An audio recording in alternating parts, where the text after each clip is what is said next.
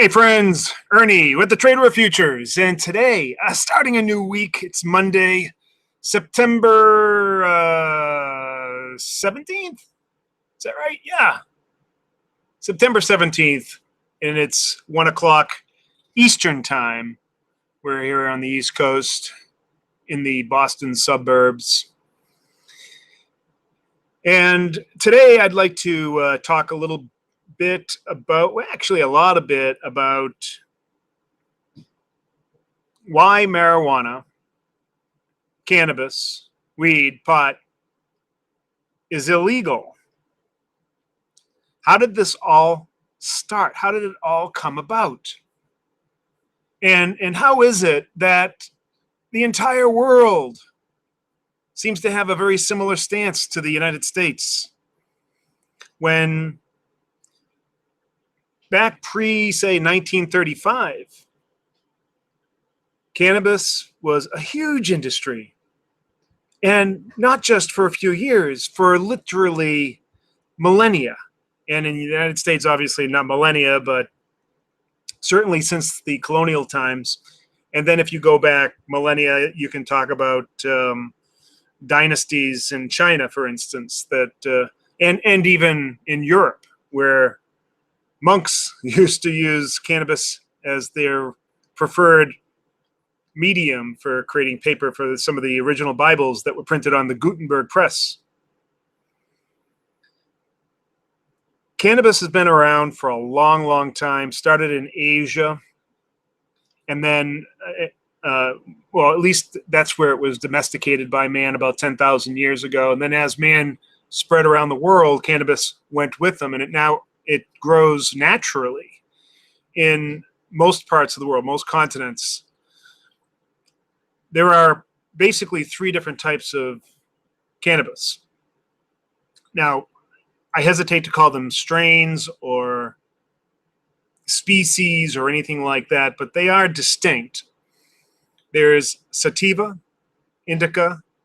Now, sativa tend to grow very, very tall, and those are the type of plants that you would have seen in regular cultivation. They can grow as high as 20, 25 feet if you let them go, and they tend to have very, very skinny leaves. And then there's indica. They're a much squattier plant, much more robust, thicker, with fatter leaves. And now both of these plants grow in most temperate climates naturally. And they've been used for both industrial and medicinal and food and energy uses, like I said, for literally thousands of years. They are a plant that is probably more associated with human cultivation, at least historically, than any other plant on Earth. Now, you would think that such a plant would be a huge part of our culture even today. Then how did it become demonized? There is one other strain that I wanted to talk about that grows in more remote locations, usually colder climates, called ruderalis, and it tends to be a much smaller, hardier plant, much smaller though, and unlike the other plants that have kind of growing cycles and flowering, vegetation and flowering stages, and that require a change in the amount of daily sun, the ruderalis plant is what they call an autoflower, and it doesn't have any such restriction because it's growing in areas where there are huge differences in the amount of daylight in the sun at different times of the year. Anyways, that type of plant isn't necessarily as high in THC content as the other, maybe higher in CBD content. Now, most plants, most of the cannabis plants, there's other derivatives like hemp, which is basically the same thing as sativa, but just a lower quality or lower amount of THC. That's tetrahydrocannabinol. That's the psychoactive ingredient, and much higher in cannabidiol, which is the CBD. Now, these are just the chemicals that are in it. And those chemicals, they end up being kind of like a frosty substance. They're trichomes on leaves and flowers of the female plant only. So I'm just giving kind of a background of the plants themselves. The plant itself, the stock of the plant, is really where the industrial use comes from, as well as the seeds. The seeds actually have been, and still are, a major source of protein and used in foods, as well as a lot of personal products like lotions and lathes and soaps and other things. Fuel, the oils that can be extracted from the seeds is an excellent source of fuel. It has been used in oil lamps for, again, millennia, thousands of years. The stalk is extremely fibrous. And that stalk and the fibers have been used in a wide variety of things for ages. And in fact, since the dawn of man and since man has been sailing boats and making rope, it's always been made with hemp and hemp fibers. The sails also made with hemp fibers. Might be interesting to note that the original Levi's jeans were actually reconstituted sail cloth that was all made from hemp. And that fiber is kind of like the outer part of the stalk, and then the inner part is a little bit more woody, and that's used for many other different things. That's primarily used for paper and many other types of things. There's a rosin that can be created from this that can actually be used to create very, very flexible and multi-use plastics, virtually doing anything that petroleum-based plastics can do, and sometimes much better. Plus, it's a renewable source of energy or a renewable source of material to create these things, and it's cheaper, requires 0 pesticides, and much cheaper to produce. So overall, it is a far superior product to oil. Market data connection lost. As for petroleum, as well as for energy as well. I mean, it can be used for like creating ethanol and many other types of combustion type of operations. But I mean, it is an extremely versatile plant. Not to mention the medicinal uses that we're now finding, some more specifics about, but have been used again for millennia for ritual things, as well as, early medicine. And now we're finding it has extremely powerful use. Not as a psychoactive, because that's like an extra thing. It's like this incredible plant that also can get you high without ever giving you any kind of side effect. But it has a unique ability to help people with neurological conditions, pain, and it even kills cancer. My God, this is just the most unbelievable plant on the face of the planet. Why is it illegal? All right, so I'm going to tell you why it's illegal. Cannabis, like I said, has been really a major part of our GDP for hundreds and hundreds of years, up until the 1930s. At that time, it was a burgeoning society. I mean, we had the growth of and creation of huge new millionaires and even billionaires back then.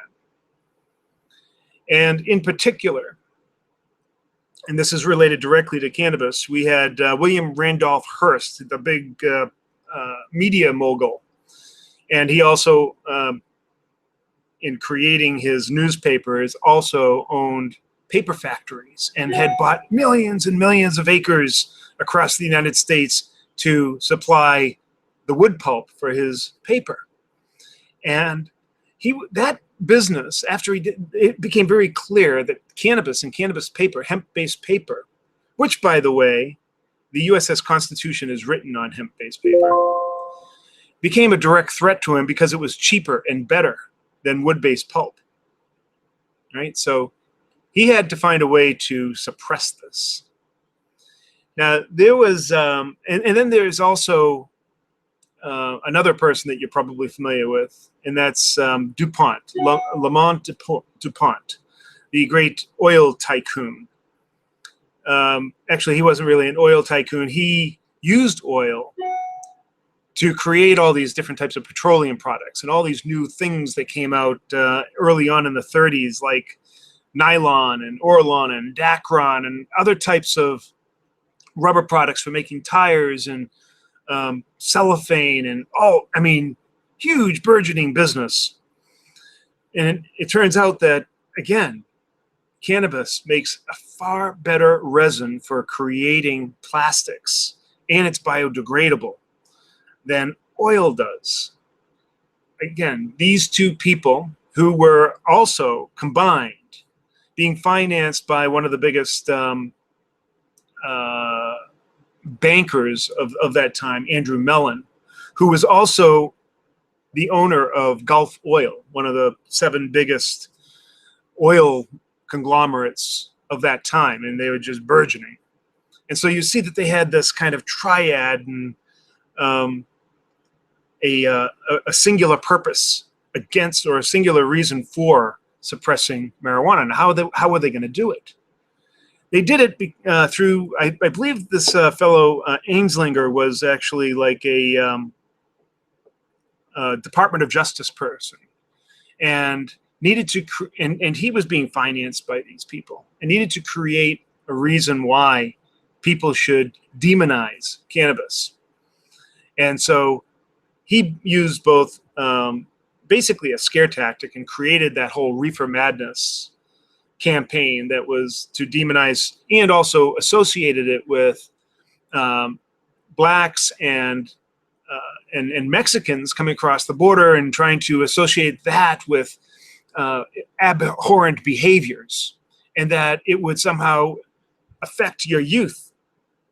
And they created this huge campaign and basically demonized, and then it was all perpetrated and then expounded upon by Hearst and DuPont. And they created laws. And that was when they also created the DEA, and to try to stop this scourge of these Mexicans and brown people that were going to infiltrate and corrupt the white youth. And so they created the DEA and also the various levels, and trying to create this kind of drug war. And that's where the whole demonization of marijuana started. Now, the other thing, because this was at a national level, we also needed to squash this around the world. So we made treaties and pacts with other countries that they weren't going to get any of our money unless they also did the same thing. And so the whole world, basically, within a very short period of time, took on this universal demonization of marijuana and stopped production of it. So the bankers, the oil men, and the industrialists all were kind of in on this to demonize marijuana. And to this day, there are still people that hold that stigma. They have been taught, brainwashed, to think that this is an evil weed, when in fact it is exactly the opposite.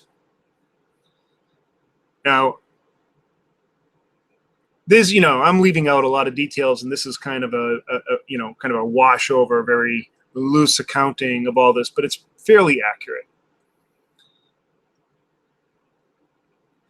So let me go to the comments and then see what you have to say. Truth Clown, hey, Trojan Hell, do the volume course and learn yourself. Okay, I'm sorry, what's going on here? Do BTC analysis, please. I have really no reason. I mean, Bitcoin is down today. In my view, look, I'm making a decision here. Bitcoin, in my view, and decentralized ledgers are dead. It's a failed proposition. I don't care what you say. It is. I no longer believe in it. I will certainly trade it, and I do. As long as it's tradable, I will trade it. But as a technology, maybe cryptocurrencies have some future, but decentralized apps, I don't believe that they do. Not anytime soon. Now, Bitcoin is down strong today, and I think that it will continue to go down. I've given my stance on that, and that is to short every rally. That's as much as I'm going to say about it today. That's right, Nick. As always, follow the money. And Keston, like and share the live stream. Thank you. Truth Clown. Okay. If a schmucko like me can learn to do it, anybody can. Yeah. Well, yes, we're talking about the volume profile course, of course. And I will be holding another one this weekend, by the way. Volume profile. It really kind of simplifies the whole market for you and gives you a methodology that you can immediately discover the structure without having to use a lot of indicators. All right, getting off topic a little bit. There is always a but with all these big money companies. Just let this happen. Just step back. It's true. Bo Widowitz, true story. Learned this through my own research years ago.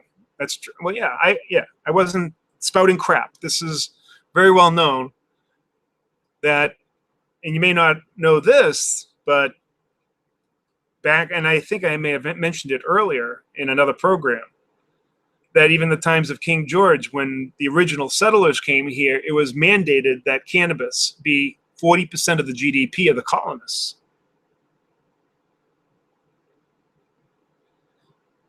Z-Tur, happy for your dogs, particularly Neo.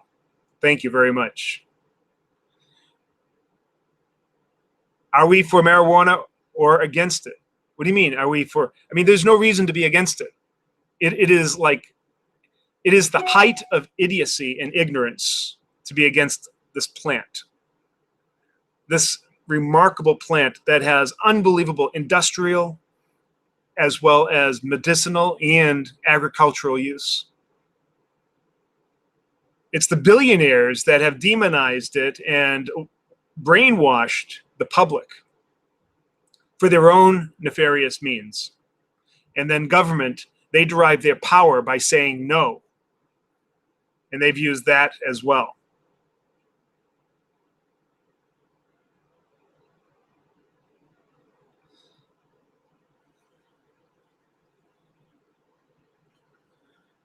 So Ray says, funny, but hemp was encouraged by the Department of Agriculture to prevent soil erosion, thus ending soil depletion and dust storms.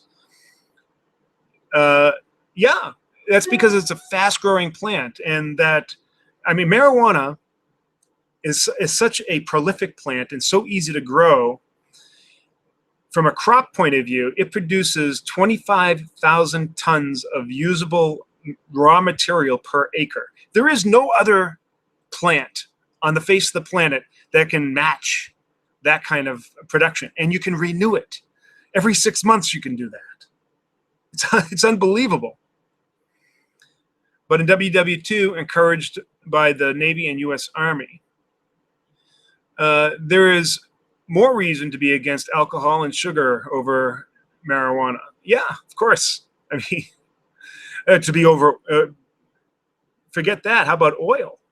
We don't need oil for plastics. Ford showed early on that he could create an entire car made out of plastics and resin from the hemp plant that was stronger and lighter than steel and biodegradable.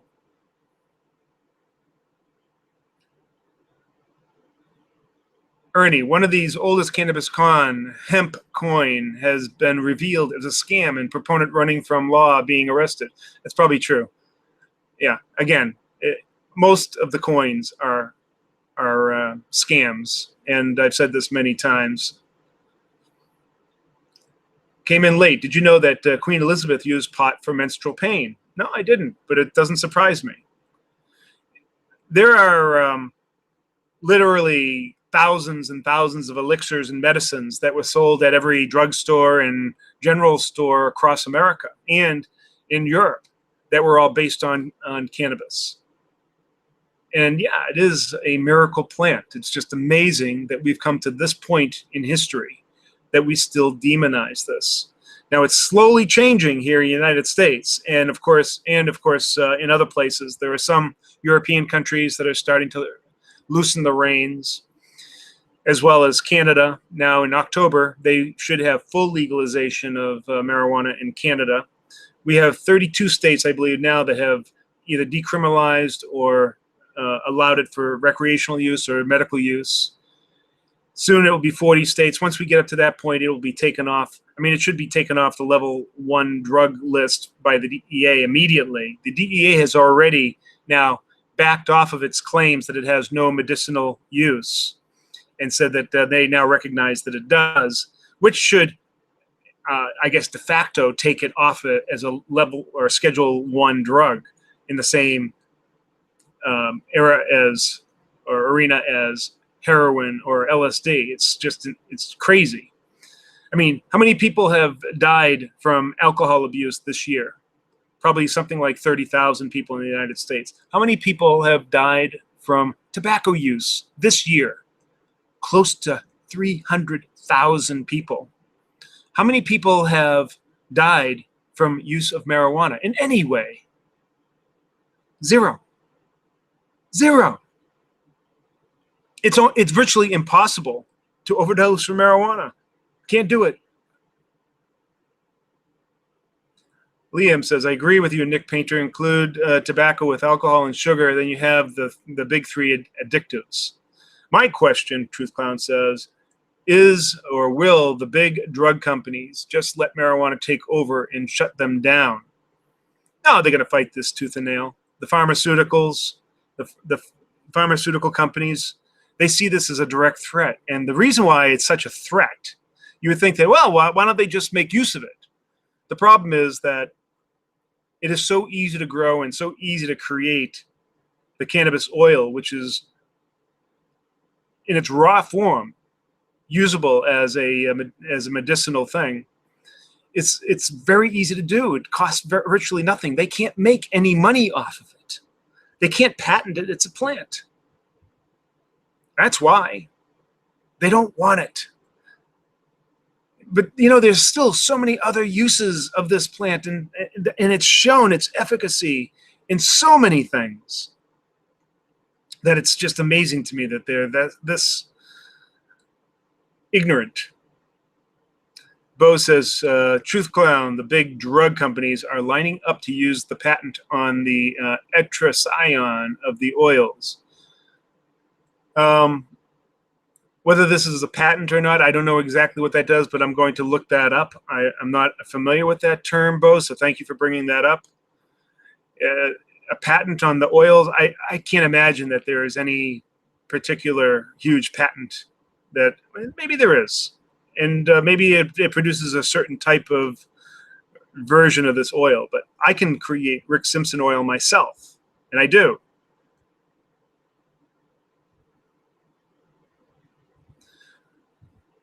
The creating a distillate, which is a much further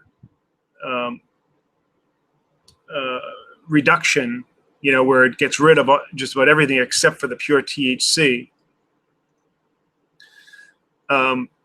is a little bit more involved and does require slightly more expensive equipment.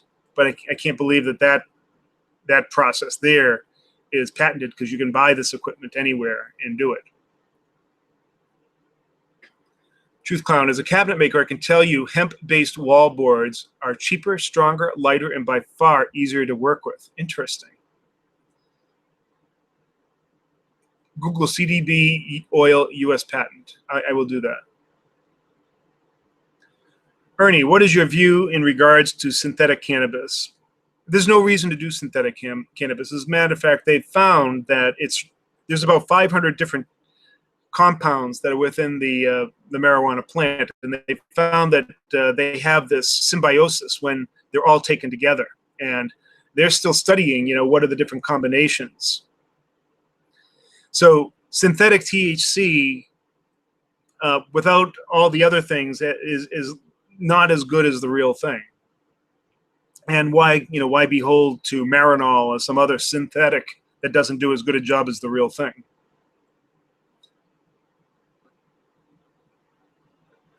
One joint gets you stoned from 8 straight hours. Excellent for excruciating back pains. But see, you don't need that synthetic.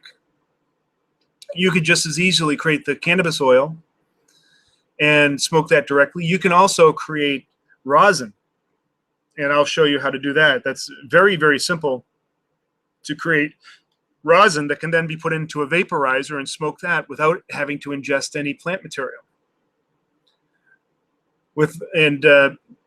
To create rosin is actually quite simple, and I'll show you that process sometime. I have a rosin press here.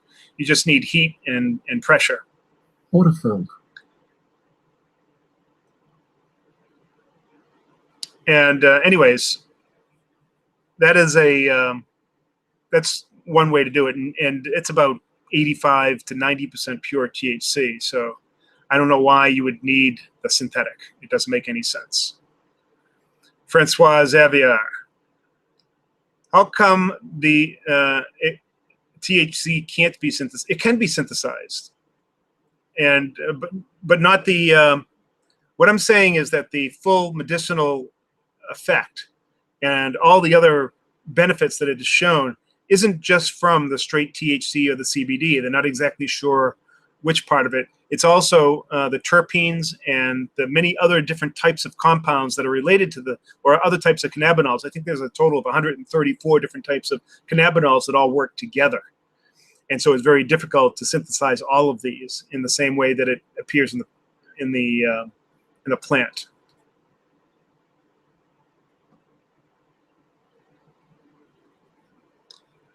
All right.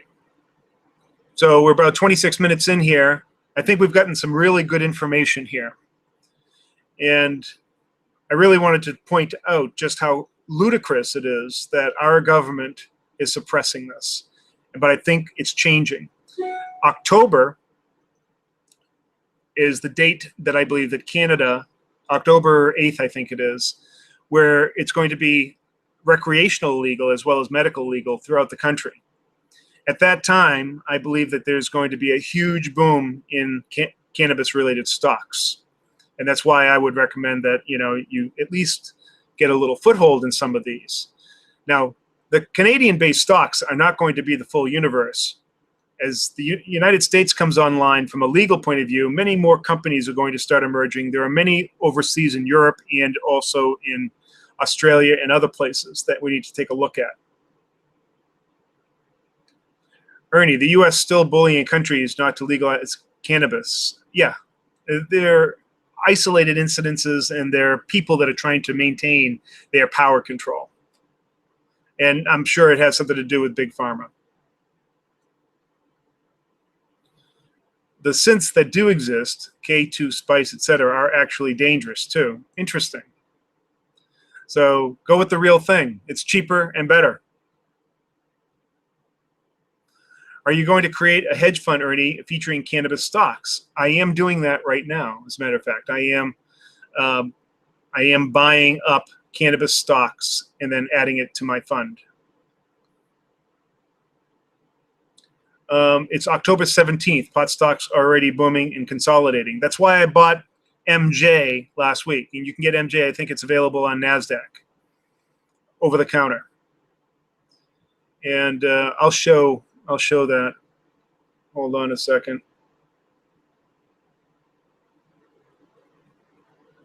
It gapped up today.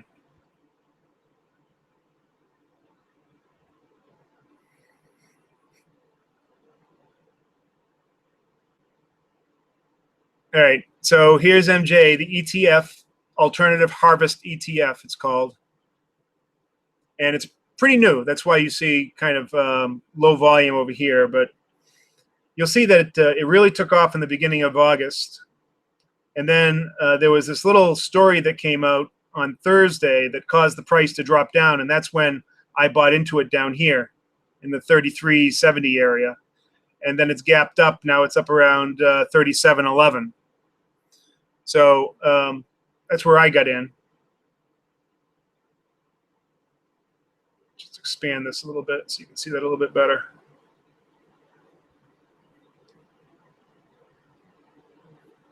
So yeah, I got in right around here, just under 34, and now at 37 and change. I expect it to continue higher right to that October 17th date.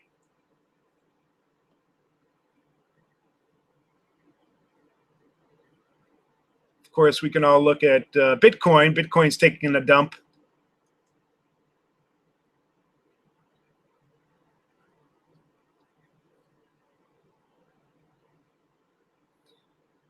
All right, and this is going to, again, nice bear flag here. I think this is going to continue down.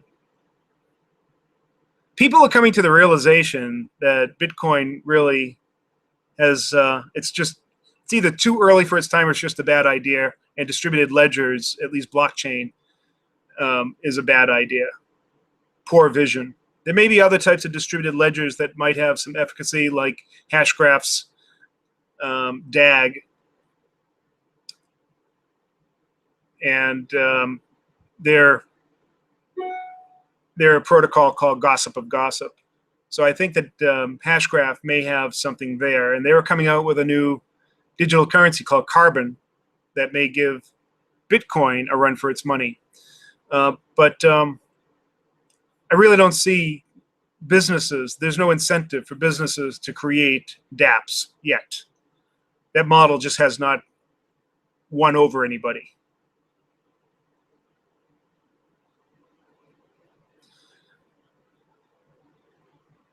What stocks are you buying? Specifics. Well, there are a number of stocks. And right now I'm just buying the ETF at first because that contains the top 30 stocks in the space. But what I'm doing is I'm picking what I consider my top 10 stocks, and I'm analyzing those, and those are the ones that I'm going to start investing in, at least now. And then doing research on all the new companies that are coming on board, and then decide how I'm going to fold those into there as well. Hunter, you lost me at marijuana is healthy. Just ask Bob Marley how his foot's doing. Hunter, please do not be ignorant.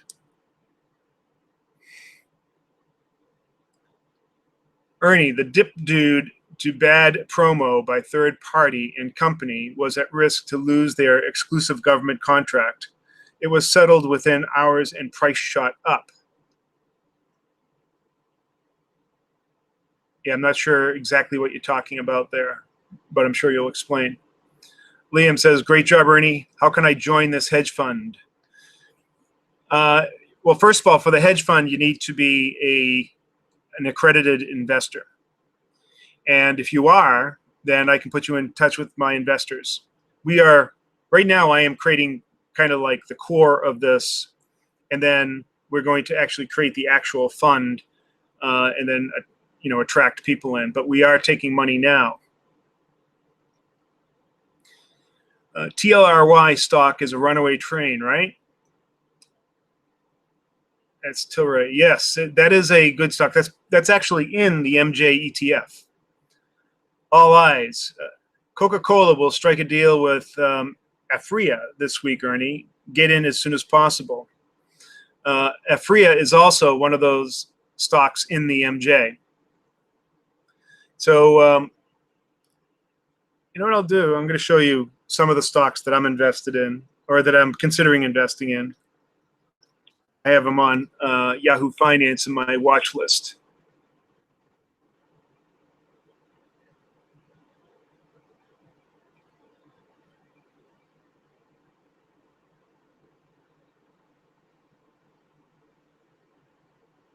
All right, let me bring this over here. Then we'll quit out of this, and then we'll go to the watch list.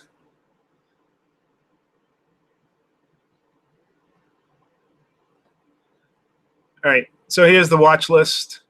If we go by market cap, these are some big companies, by the way, billion-dollar companies. Weed, CCG, Tilroy. This is Aurora, ACBFF. All great stocks. Look, they're all up today, except for a couple. Mostly up.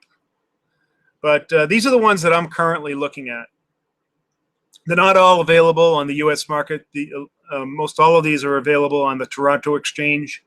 That's where you see the .to. Most of them are also available here. You can also go for MJ, like I said, which contains most of these plus several others. That would be an alternative way. That's how I started.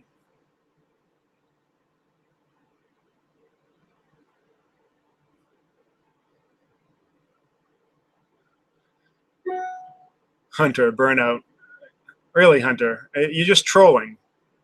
You're one of the ignorant people that is going to miss out on what is the most magnificent plant on the planet. Mark my words, Ernie, Coke will sign with Afria or Aurora, go for both. Well, like I said, I am in it with MJ, but I'm going to also add positions of those individual companies. So yes, I will be doing that. But I'll also look further into that deal.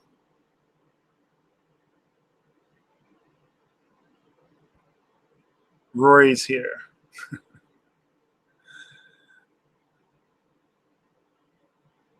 All right.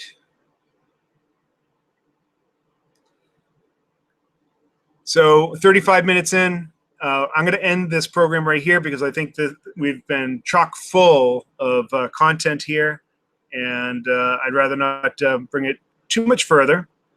But I want to thank everybody for being here. Please hit the like button for me. That'll help. And also share this video, and we'll get the word out there. I think that probably right around my birthday, which is early October, I'm going to be launching this new kind of newsletter club, marijuana investment club. And from there, if you're in that club, I think there is a possibility of monitoring and looking at how I'm doing my investments in the hedge fund.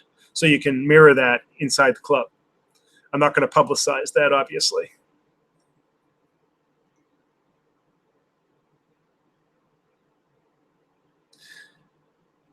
All right. Take care, everybody. We'll see you tomorrow or next video, whichever comes first. Take care.